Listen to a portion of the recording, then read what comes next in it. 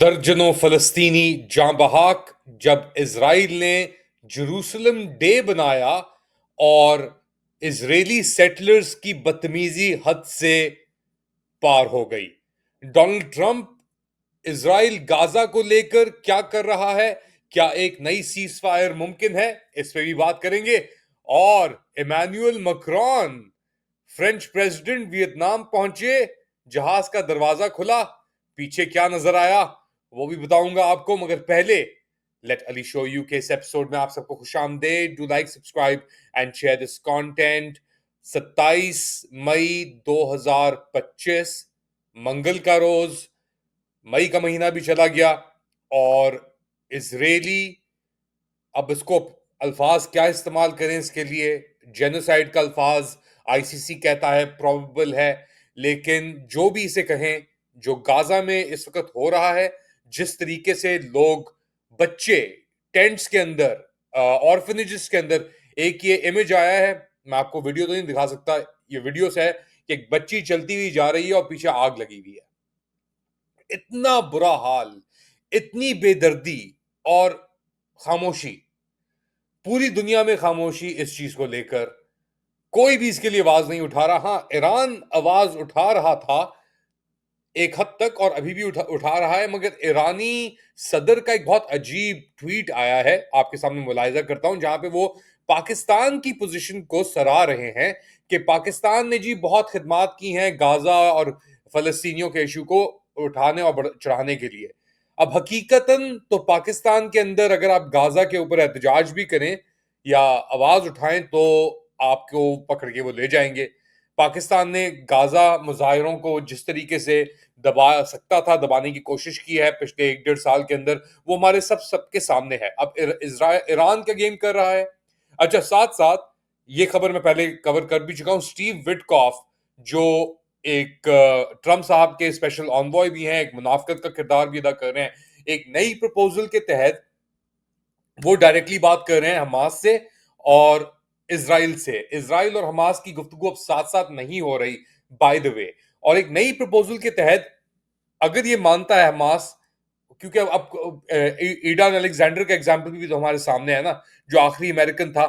Witkoff ने कुछ वादा और किया और हुआ इवेंचुअली कुछ और, यानी माने नहीं इजरायली, बैक ट्रैक कर गए। तो जो भी चीज वो कहेंगे अब उसको बहुत ही क्रिटिकल निगाह से देखना पड़ेगा। एक प्रपोजल ये आई है कि 70 दिन का सीज फायर, जिसकी सरबराही, मॉनिटरिंग की स्टीव विटकॉफ खुद ही करेंगे और उसके बदले में जो हमास है वो 10 इजरायली जो यरगमाल हुए हुए हैं उनको छोड़ेगा और डेड बॉडीज को भी शायद रिपैट्रिएट किया जाए। अब ये मानेगा हमास के नहीं मानेगा। हॉस्टेजेस भी मेरे ख्याल से कोई 23 या 25 के करीब हॉस्टेजेस रहते हैं इनके पास, हमास के पास। तो और नेतन्याहू की कौन बात मानेगा? आपके ख्याल से क्या नेतन्याहू रुकेगा? एक और बड़ी अहम खबर आई है, बड़ी इंटरेस्टिंग खबर है कि एक एजेंसी थी गाजा के अंदर फूड डिस्ट्रीब्यूशन के लिए, जो इजरायलियों ने एक सेटअप की थी, बेसिकली एक फ्रंट। उसका जो एक अमरीकी हायर किया था, basically US backed Gaza humanitarian program, aid program का जो एक बंदा, एक मर्सनरी था, फॉर्मर अमेरिकन मिलिट्री का एक बंदा था, ये जेक वुड इसका नाम था, executive director of Gaza humanitarian foundation. इसने जैसे ही शुरू हुआ ये प्रोसेस, उसने क्विट कर दिया कि भाई इम्पॉसिबल है इस जॉब को करना, इस काम को करना, अपनी जो बुनियादी इंसानी हकूक, आपकी जो ख्यालात हैं, ह्यूमैनिटेरियन प्रिंसिपल्स, उसके तहत करने का। एक बहुत बड़ा ये अंदेशा है कि ये भी एक, आप लोगों को, फलस्तीनियों को जो भूखे बेसिकली मर रहे हैं, उनसे कहें कि आप आए यहां से आके खाना लें। वो खाना लेने के लिए आए, मर्दों को साइड पे करके आप मार दें और फिर बच्चों को और खवातीन को आप डिपोर्ट कर दें कहीं और तीसरे मुल्क के अंदर। तो ये भी चांसेस हो सकती हैं। किसी का भी भरोसा नहीं किया जा सकता ऐसी सिचुएशन के अंदर। तो क्या गेम हो रहा है और क्यों हो रहा है ये सब कुछ? इवेंचुअली ट्रम्प का भी ये प्लान है, उसने अपना मौका पहले बता दिया था कि भाई रियल एस्टेट चाहिए उसे, सही है। और ट्रम्प ऐसी चीजों पे काम करता है कि अब ये हो रहा है कि यूक्रेन रशिया की भी शायद जंग ना रुक सके, क्योंकि ट्रम्प ने कहा कि पुतिन पागल हो गया है लिटरली, जब पुतिन ने अभी ड्रोन हमले किए हैं, तो बहुत सारी जंगें एक साथ हो रही हैं। और इनके दरमियान अब इजरायली फैनेटिक्स ने जेरूसलम डे सेलिब्रेट किया। ये वो दिन है जब इजराइल ने 1967 की जो 6 दिन की जो जंग हुई थी उसके इख्तिताम के ऊपर ईस्ट जेरूसलम के ऊपर कब्जा कर लिया था।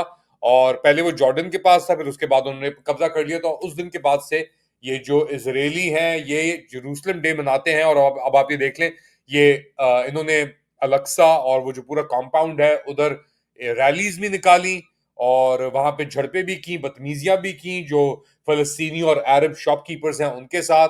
और ये चीज अब हद से बाहर चली गई है। नेतन्याहू ने इस चीज को इतनी आग दी है कि ये रुकने का नाम नहीं ले रही है। आग बढ़ती से बढ़ती चली जा रही है, यानी कोई कोई स्टॉप नहीं है इसके ऊपर। इतना बुरा हाल कर दिया इन्होंने इस पूरी सिचुएशन का, इस पूरी चीज को लेकर कि कोई चीज अब रुकने का नाम ही नहीं ले रही। ईरान की बात भी कर ली। ईरान पहुंचे हुए थे हमारे शहबाज शरीफ साहब और हमारे सिपा सालार फील्ड मार्शल, वहां पे जाके भी बातचीत हुई। उसके बाद ये स्टेटमेंट भी आया। एक इंटरेस्टिंग चीज हुई, दो इंटरेस्टिंग चीजें हुई हैं, उन दोनों के बारे में आपको बात करूंगा। मगर पहले आपको मैं बताऊं कि फ्रेंच प्रेसिडेंट इमानुएल मैक्रोन पहुंचे वियतनाम ऑफिशियल टूर के ऊपर। और वहां पे दरवाजा खुला तो दो हाथ जो उनकी बेगम के थे वो उनके मुंह को पुश कर रहे थे। दरवाजा खुला तो मैक्रोन साहब बड़े घबराए हुए नजर आए और फिर उन्हें अपनी मुस्कुराहट अपनी देखी। आप देख सकते हैं विजुअल्स, आप तो पूरी दुनिया में विजुअल्स फैल चुके हैं। और फिर वो बाहर निकले। अब मैक्रोन की बीवी को भी लेकर, ब्रिजिट मैक्रोन को लेकर भी बड़े खदशात हैं कि ये औरत नहीं, ये आदमी है और ये ग्रूम कर रहा है। ये कंस्पिरेसी थियरी चल रही है, कैंडिस ओवेंस की भी ये थियरी एक चली हुई है। और जब ये चीज हुई तो फिर कैंडिस ओवेंस दोबारा ही उन्होंने कहा कि देख लीजिए, तो man on man, boys will be boys करके उन्होंने कहा। अच्छा, मैक्रोन नीचे उतरा और जो वीडियो उसकी बनी प्लेन से उतर के, तो उसका एक जो मुट्ठी है, मेरे ख्याल से लेफ्ट हैंड वाली मुट्ठी जो थी, उसने बिल्कुल एक पंच की तरह से मुट्ठा बनाया हुआ था। तो यानी गुस्से में था वो। मगर जस्टिफिकेशन क्या दे रहे हैं कि यार ये लाइट मोमेंट था मियाँ बीवी के दरमियान और ये मजाक मजाक के अंदर वो उन्होंने मुझे यूं करके जरा प्यार से धक्का दिया और अब इसको इन्होंने बहुत बड़ा इशू बना दिया है। तो ये एक ऐसी चीज है कि स्लैप था, स्क्वॉबल था, मजाक में था, नहीं पता, मगर ये स्टोरी वाकई में अब बड़ी बन चुकी है।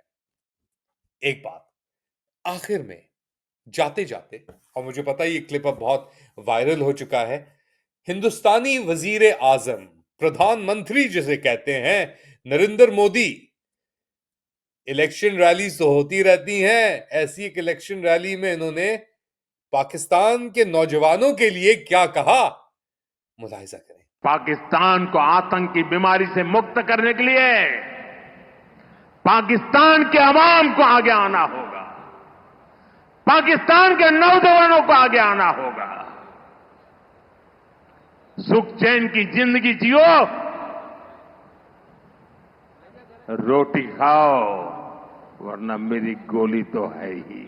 तो लगता है किसी बॉलीवुड मूवी के विलन ने आके कहा रोटी खा लो वरना मेरी गोलियां खानी पड़ेंगी। यार क्या लेवल है इस आदमी का। ये कोई विलन नहीं होते जिस तरह कोई थर्ड बी ग्रेड मूवी के थर्ड क्लास किस्म के विलन। स्टेट्समैन है, बहुत सारी चीजें, मगर जब आप ऐसी चीजें करते हैं, आप सिविलियंस को धमकियां देते हैं कि चैन की जिंदगी जी लो, रोटी खा लो, वरना मेरी गोलियां तो हैं, तो आप क्या कहना क्या चाह रहे हैं। आप क्या, you are the prime minister, आप हैं वजीर आजम, प्रधानमंत्री दुनिया की सबसे बड़ी लार्जेस्ट डेमोक्रेसी के। सही है भाई, क्या कह सकते हैं। मगर प्लीज जरा पाकिस्तानी नौजवानों के ऊपर थोड़ा हल्का हाथ रखें। उनको वैसे ही अपने अपने मुल्क के अंदर उनको गोलियां खानी खानी पड़ रही हैं, इस्लामाबाद मैसेकर जैसी चीजों के ऊपर। अब अपनी भी गोलियां खाएं और आपकी भी गोलियां खाएं तो फिर तो ये ज्यादती हो जाएगी। चलें, आप हिंदुस्तानी वजीर आजम ही सही, हिंदुत्वा के बड़े ही प्रचार ही सही, नफरत भी करते हैं आप, मगर थोड़ी इंसानियत, थोड़ा खलूस, थोड़ा एहसास शायद नहीं। आप लोग क्या समझते हैं, बताएं मुझे कमेंट सेक्शन में। Do like, subscribe and share this content. अपना ख्याल रखिएगा, अगली बार तक अल्लाह।